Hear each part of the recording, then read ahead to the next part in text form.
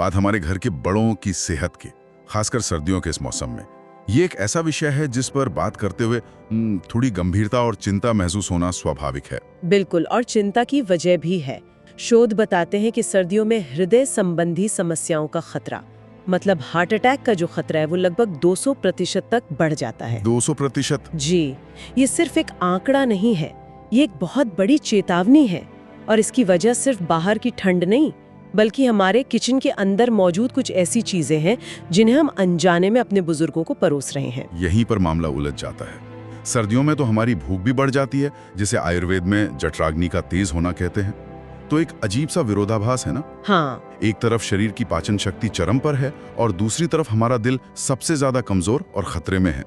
आज हम इसी विरोधाभास को सुलझाने की कोशिश करेंगे। आपने बिल्कुल सही नब्ज पकड़ी है। यही सर्दियों का रहस्य है। आयुर्वेद के अनुसार सर्दियों में वात और कफ दोष स्वाभाविक रूप से बढ़ जाते हैं। जठराग्नि यानी पाचन की आग तो तेज होती है, लेकिन शरीर में रक्त का संचार धीमा पड़ जाता है। हमारी खून की नलियां यानी धमनियां सिकुड़ जाती हैं। अच्छा। ऐसे में अगर हम गलत आहार लेते हैं तो हम उस धीमी पड़ी मशीन पर अतिरिक्त बोझ डाल देते हैं। तो चलिए इसी बोझ को समझते हैं। शुरुआत करते हैं उस एक चीज से जो लगभग हर भारतीय घर के फ्रिज में मौजूद होती है, दही। सर्दियों में दही को लेकर इतनी बड़ी चेतावनी क्यों दी जाती है? देखिए, मुझे याद है जब मैंने सुश्रुत संहिता का अध्ययन किया था तो उसमें एक सूत्र आता है, रात्रौ दधि न भक्षयेत, यानी रात में दही का सेवन वर्जित है। और सर्दियों में तो यह नियम और भी सख्त हो जाता है। और भी ज्यादा? जी, इसका कारण समझना बहुत जरूरी है। जैसा हमने अभी बात की कि सर्दियों में कफ दोष पहले से ही बड़ा होता है, दही अपनी ठंडी तासीर और भारीपन से उसी आग में घी डालने का काम करता है। मतलब जो कफ पहले से शरीर में है, दही उसे और खराब कर देता है? खराबी नहीं, उससे और गाढ़ा और चिपचिपा बना देता है। ये गाढ़ा बलगम हमारी सांस की नलियों में जमने लगता है। अब आप सोचिए, एक हृदय रोगी जिसका दिल पहले ही खून पंप करने के लिए अतिरिक्त मेहनत कर रहा है, अगर उसे सांस लेने में भी दिक्कत होने लगे, शरीर को पूरी ऑक्सीजन न मिले, तो दिल पर दबाव कितना बढ़ जाएगा? बहुत ज्यादा। ये स्थिति जानलेवा हो सकती है। ये तो बहुत गंभीर बात है। इसका मतलब सिर्फ दही ही नहीं बल्कि छाछ, लस्सी, रायता, हाँ, और खट्टी चटनी, अचार जैसी चीजें भी खासकर रात के समय हमारे बुजुर्गों के लिए खतरनाक हैं। बिल्कुल, रात के समय शरीर आराम की मुद्रा में होता है और ये ठंडी चीजें उस आराम को संघर्ष में बदल देती हैं। दही और खट्टी चीजें शरीर के सिस्टम को धीमा कर देती हैं, ये समझ आता है। लेकिन सर्दियों की एक और बड़ी पहचान है मीठा। गर्मा गर्म जलेबी, गजक, गुड़ की पट्टी, ये तो शरीर को गर्मी देने वाली मानी जाती हैं। क्या इनमें भी कोई छिपा हुआ खतरा है? आपका सवाल बहुत अच्छा है, क्योंकि ज्यादातर लोग यही सोचते हैं। चरक संहिता में गुरु भोजन यानी भारी भोजन से बचने की सलाह दी गई है, खासकर रात में। अत्यधिक मीठा इसी श्रेणी में आता है। जब हम ज्यादा मीठा खाते हैं तो ये खून में शुगर की मात्रा को तेजी से बढ़ाता है, जिससे हमारा खून गाढ़ा होने लगता है। और गाढ़ा खून, इसका मतलब है कि दिल को उसे पंप करने के लिए ज्यादा मेहनत करनी पड़ेगी। फिर से वही बात, दिल पर अतिरिक्त बोझ। सिर्फ मेहनत ही नहीं, ये सीधा सीधा खतरा है। यही गाढ़ा खून हमारी धमनियों में छोटे छोटे थक्के यानी ब्लड क्लॉट्स बना सकता है, और यही क्लॉट्स दिल के दौरे का सबसे बड़ा कारण है। अच्छा। आयुर्वेदिक दृष्टिकोण से देखें तो मीठा रस शरीर में कफ और मेद यानी चर्बी दोनों को बढ़ाता है। यह शरीर के सूक्ष्म चैनलों, जिन्हें हम स्रोतस कहते हैं, उनमें रुकावट पैदा करता है। तो जो गर्माहट हमें महसूस होती है वो असल में शरीर के अंदर एक तरह की मुसीबत पैदा कर रही होती है। हाँ, वो एक तात्कालिक एहसास है, लेकिन उसका दीर्घकालिक प्रभाव बहुत नकारात्मक है। यह वाकई आंखें खोलने वाली जानकारी है। अब हम तीसरे पॉइंट पर आते हैं जो शायद सबसे मुश्किल है छोड़ना। पकोड़े, समोसे, पराठे, इनके बिना तो सर्दियों की शाम ही अधूरी लगती है। तला भुना खाना दिल के लिए कितना खतरनाक है। आयुर्वेद में इसे स्निग्धु गुरु आहार कहा गया है और इससे बहुत सावधान रहने को कहा है। जब हम तेल को बार बार तेज आंच पर गर्म करते हैं, जैसे बाजार के समोसे पकोड़ों में होता है, तो उसमें ट्रांस फैट बनता है। ये ट्रांस फैट एक धीमे जहर की तरह है। ये सीधा हमारी खून की नलियों में जाकर चिपक जाता है और उन्हें अंदर से कठोर और संकरा बना देता है। इसी को शायद मॉडर्न साइंस में एथेरोस्क्लेरोसिस कहते हैं, यानी धमनियों का सख्त हो जाना। बिल्कुल, और आयुर्वेद इसे अमा के निर्माण से जोड़ता है। अमा का मतलब है अनपचा भोजन जो शरीर में सड़कर एक चिपचिपा जहरीला पदार्थ बन जाता है। अच्छा, अमा। हाँ, ये अमा खून के साथ मिलकर धमनियों में रुकावट पैदा करता है। अब सोचिए, सर्दियों में रक्त संचार पहले ही धीमा है, धमनियां सिकड़ी हुई हैं और ऊपर से ये अमा की रुकावट, ये एक परफेक्ट स्टॉर्म जैसी स्थिति बना देता है। इससे पहले कि हम आगे बढ़ें, मैं बस एक बात कहना चाहूंगा, अगर ये जानकारी किसी के काम आ सकती है तो इस चर्चा को उनके साथ जरूर साझा करें। एक छोटा सा कदम किसी अपनी की सेहत बचा सकता है। जी जरूर। अच्छा, तो अब चौथी आदत, ये बहुत आम है। फ्रिज खोला, ठंडी बोतल निकाली और पानी पी लिया, या दही का डब्बा निकाला और सीधे खा लिया।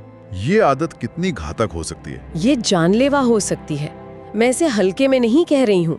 मेरे अनुभव में मैंने ऐसे कई मामले देखे हैं जहाँ सिर्फ एक गिलास बर्फीला पानी पीने से स्थिति गंभीर हो गई। चरक संहिता का स्पष्ट निर्देश है, शीतम वातम च वर्धयति। अच्छा, यानी ठंडी चीजें शरीर में वात दोष को बहुत तेजी से बढ़ाती है। जब हम कोई ठंडी चीज खाते या पीते हैं तो शरीर के तापमान में अचानक गिरावट आती है। इस शॉक से उभरने के लिए और शरीर को वापस गर्म करने के लिए हमारा दिल अचानक बहुत तेजी से काम करने लगता है। और इसका धमनियों पर क्या असर होता है? वो तो पहले से ही सिकड़ी हुई है। वही तो सबसे बड़ा खतरा है। वो सिकड़ी हुई धमनियां इस अचानक ठंड के संपर्क में आकर और भी ज्यादा सिकुड़ जाती हैं। इसे वैसोकंस्ट्रिक्शन कहते हैं। ओह। इससे ब्लड प्रेशर अचानक शूट कर जाता है। एक स्वस्थ युवा शायद इसे झेल जाए, लेकिन एक बुजुर्ग या हृदय रोगी के लिए ये अचानक आया बदलाव कार्डियक अरेस्ट तक का कारण बन सकता है। बाप रे।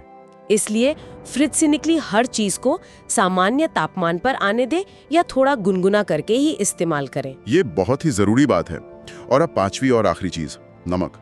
अचार, पापड़, नमकीन, चिप्स, सर्दियों में रजाई में बैठकर ये सब खाने का मजा ही कुछ और है। लेकिन नमक का हमारे दिल से कैसी सीधा कनेक्शन है? सीधा और बहुत गहरा कनेक्शन है। सुश्रुत संहिता में कहा गया है, अति लवणम रक्त दूषणम, यानी अत्यधिक नमक खून को दूषित करता है। खून को दूषित करता है। जी, इसका विज्ञान बहुत सरल है। जब हम ज्यादा नमक खाते हैं तो शरीर उस अतिरिक्त नमक को संतुलित करने के लिए पानी को सोख कर रखने लगता है। इसे हम वाटर रिटेंशन कहते हैं। और शरीर में ज्यादा पानी मतलब खून की मात्रा का बढ़ जाना? बिल्कुल। अब आपके शरीर की पाइपलाइन यानी धमनियों में खून का वॉल्यूम बढ़ गया है। इस अतिरिक्त खून को पूरे शरीर में पंप करने के लिए आपके दिल को अब दोगुनी मेहनत करनी पड़ेगी। हाँ। ये ठीक वैसा ही है जैसे एक छोटे से मोटर पर एक बड़े घर की पानी की सप्लाई का बोझ डाल दिया जाए। इससे ब्लड प्रेशर बढ़ता है और दिल पर लगातार एक अनावश्यक भार बना रहता है। दिन में एक छोटा चम्मच यानी 5 ग्राम से ज्यादा नमक नहीं लेना चाहिए। अच्छा। और इसमें वो छिपा हुआ नमक भी शामिल है जो पैकेट वाले फूड्स और बाहर के खाने में होता है। तो ये 5 चीजें, रात में दही, ज्यादा मीठा, तला भुना, फ्रिज का ठंडा सामान और ज्यादा नमक, ये सर्दियों में हमारे दिल के 5 सबसे बड़े दुश्मन हैं। अब सबसे जरूरी सवाल पर आते हैं। अगर ये सब नहीं खाना तो फिर हमारे घर के बुजुर्ग और हृदय रोगी क्या खाएं जिससे उन्हें ताकत भी मिले और दिल भी सुरक्षित रहे? आयुर्वेद हमेशा समाधान देता है और इसका समाधान बहुत सरल और स्वादिष्ट है। चरक संहिता का सिद्धांत है, उष्णम स्निग्धम चा भोज्यम, यानी भोजन गर्म हो और संतुलित रूप से स्निग्ध हो, यानी उसमें अच्छी क्वालिटी का फैट जैसे देसी घी हो। अच्छा। सबसे जरूरी है गर्म और ताज़ा बना हुआ भोजन, जैसे मूंग दाल की खिचड़ी, जिसे आयुर्वेद में सबसे सुपाच्य और संतुलित भोजन माना गया है। और सब्जियों और दालों के बारे में क्या? हल्की दालें जैसे मूंग और मसूर पचाने में आसान होती हैं। ताज़ी रोटी और मौसमी सब्जियां जैसे गाजर, पालक, मेथी, बथुआ, ये सब एंटीऑक्सीडेंट्स और ज़रूरी पोषक तत्वों से भरपूर हैं।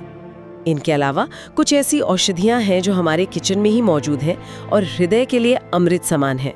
अच्छा, वो क्या है? सबसे पहला है अर्जुन की छाल का काढ़ा। मेरे गुरु इसे हृदय का रक्षक कहते थे। ये ब्लड प्रेशर नियंत्रित करता है और दिल की मांसपेशियों को मजबूत करता है। वाह। दूसरा है लहसुन। सुबह खाली पेट 1-2 कली कच्चा लहसुन खाने से ये खून को प्राकृतिक रूप से पतला रखता है। अदरक की चाय या सूप में अदरक का इस्तेमाल रक्त संचार को बेहतर बनाता है। और तुलसी और शहद का मिश्रण शरीर की रोग प्रतिरोधक क्षमता के लिए उत्तम है। सूखे मेवों और घी को लेकर बहुत भ्रम रहता है। लोग कहते हैं कि इनसे कोलेस्ट्रॉल बढ़ता है। आयुर्वेद इस डर को कैसे देखता है? ये एक बहुत बड़ा भ्रम है। आयुर्वेद में देसी घी को रसायन कहा गया है, यानी जो जीवन दे। 1 से 2 चम्मच देसी घी वात को शांत करता है, जोड़ों को चिकनाई देता है और पाचन में मदद करता है। बस मात्रा सीमित होनी चाहिए। रही बात सूखे मेवों की, तो उन्हें सही तरीके से खाना जरूरी है। रात में भिगोए हुए 4-5 बादाम छिलका उतारकर और 2-3 अखरोट, ये ओमेगा 3 फैटी एसिड के बेहतरीन स्रोत हैं, जो दिल के लिए बहुत फायदेमंद है। और पीने के लिए सादे पानी की जगह क्या कोई बेहतर विकल्प है? दिन भर घूंट-घूंट करके गुनगुना पानी पिएं। ये शरीर से अमा यानी टॉक्सिन्स को बाहर निकालता है और पाचन को सही रखता है। इसके अलावा दालचीनी की चाय या सौंफ और जीरा धनिया की हर्बल चाय पी सकते हैं। और मौसमी फल जैसे सेब, अमरूद, संतरा, अनार जरूर खाएं, लेकिन भोजन के साथ नहीं, बल्कि भोजन से 1 घंटा पहले या बाद में। खानपान के अलावा क्या हमारी जीवन शैली या दिनचर्या में भी कुछ बदलाव जरूरी हैं? क्योंकि आयुर्वेद सिर्फ आहार पर नहीं, आचार यानी आचरण पर भी जोर देता है। आपने बहुत महत्वपूर्ण बात कही। सही दिनचर्या के बिना सिर्फ आहार अधूरा है। सर्दियों में सुबह जल्दी ब्रह्म मुहूर्त में उठने की कोशिश करनी चाहिए। सुबह उठकर तेल से कुल्ला करना, जिसे ऑयल पुलिंग कहते हैं, मुंह और शरीर के टॉक्सिन्स को बाहर निकालता है। जी। हल्का फुल्का व्यायाम या प्राणायाम करें। और सबसे जरूरी है अभ्यंग, यानी तिल के गुनगुने तेल से पूरे शरीर की मालिश। इसके बाद गुनगुने पानी से स्नान करने से वात नियंत्रित होता है और रक्त संचार बेहतरीन हो जाता है। और भोजन के समय का क्या महत्व है? समय ही सब कुछ है। नाश्ता सुबह 8-9 बजे तक, दोपहर का मुख्य भोजन 12-1 बजे के बीच, जब हमारी पाचन अग्नि सबसे तेज होती है, और रात का भोजन सूर्यास्त के आसपास 6-7 बजे तक कर लेना चाहिए। अच्छा। रात का भोजन बिल्कुल हल्का हो, जैसे कोई सूप या खिचड़ी, सोने से कम 2-3 घंटे पहले। और एक बहुत अच्छा उपाय है, सोने से पहले पैरों के तलवों में घी या सरसों के तेल की मालिश करना। इससे वात शांत होता है और नींद बहुत गहरी आती है। तो आज की इस चर्चा का सार ये नहीं है कि सर्दियों का विरोधाभास असल में एक संतुलन का खेल है। हमें अपनी बढ़ी हुई पाचन शक्ति का सम्मान करना है, लेकिन अपने धीमे पड़े रक्त संचार और दिल का भी ख्याल रखना है। हमने उन 5 दुश्मनों को जाना: दही, मीठा, तला भुना, ठंडा और नमक। और हमने उनके दोस्तों को भी समझा: गरम और ताज़ा भोजन, अर्जुन की छाल, लहसुन, अदरक जैसे औषधीय खाद्य और एक अनुशासित दिनचर्या। चरक संहिता का वो सूत्र हमेशा याद रखें: हित भुक, मित भुक, ऋतु भुक। हित भुक, मित भुक, ऋतु भुक, यानी जो हितकारी है वो खाएं, सीमित मात्रा में खाएं और हमेशा मौसम के अनुसार खाएं। यह जानकारी किसी भी तरह से डॉक्टर की सलाह का विकल्प नहीं है, लेकिन यह निश्चित रूप से एक चेतावनी और बचाव का माध्यम जरूर है। इस ज्ञान को अपने तक सीमित न रखें, अपने परिवार में, विशेषकर घर के बुजुर्गों के साथ जरूर साझा करें। आयुर्वेद हमें प्रकृति के साथ तालमेल बिठाकर जीना सिखाता है। शीत ऋतु में थोड़ा सा संयम और थोड़ी सी सावधानी ही हमारा सबसे बड़ा कवच बन सकता है। और जाते जाते एक विचार के साथ आपको छोड़े जा रहा हूं: आयुर्वेद हमें सिर्फ ये नहीं बताता कि क्या खाना है, बल्कि ये भी सिखाता है कि कैसे और कब खाना है। आज की इस भागदौड़ भरी जिंदगी में हम क्या खाना है इस पर तो बहुत ध्यान देते हैं, लेकिन क्या हम अपनी सेहत के लिए कब और कैसे पर भी उतना ही ध्यान दे पा रहे हैं? इस पर विचार जरूर कीजिएगा। स्वस्थ रहे, सुरक्षित रहे। धन्यवाद।